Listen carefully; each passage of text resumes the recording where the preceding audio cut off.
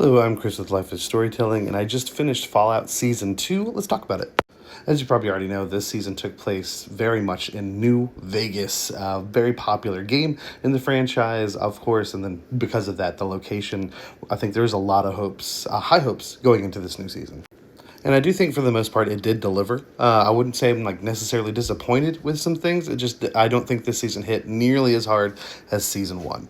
It was cool getting Macaulay Culkin and the Legion in here, but they're really in like the show for like one episode, like an episode and a quarter. Obviously, it does lead to us getting what's going to potentially be more of them in season 3, and they're a big part. So I mean, it makes sense that they wouldn't be the full focus of this, but I just feel like we got them very early on in the season, and then we just, other than hearing the name, we just washed our hands of them. That being said, Macaulay Culkin was great, of course.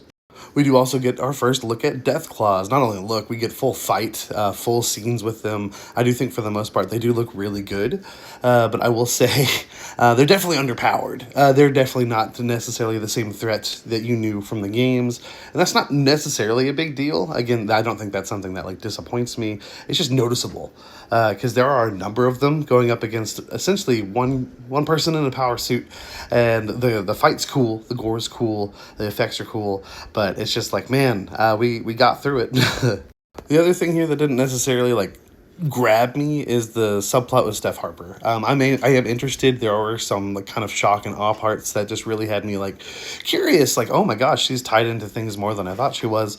But overall, the back and forth between every subplot just kind of made us lose sight of the main plot, and that does sound like what you should expect from something Bethesda wise. But when you're like interested in what's going on with the characters and whatnot, it's just kind of unfortunate when not all elements are created equal. But for the most part, again, performance-wise, they're all great. And I do think what we're going to get with Steph here in the future, very interested.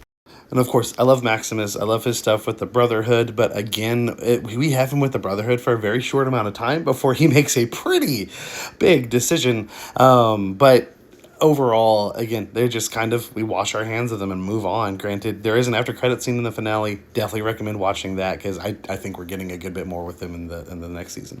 But my favorite part of the show is Lucy. I do think she's so good, and I love her dynamic with these other characters. I, of course, love her with the ghoul as we deal with her being naive and him just being brutish and who he is.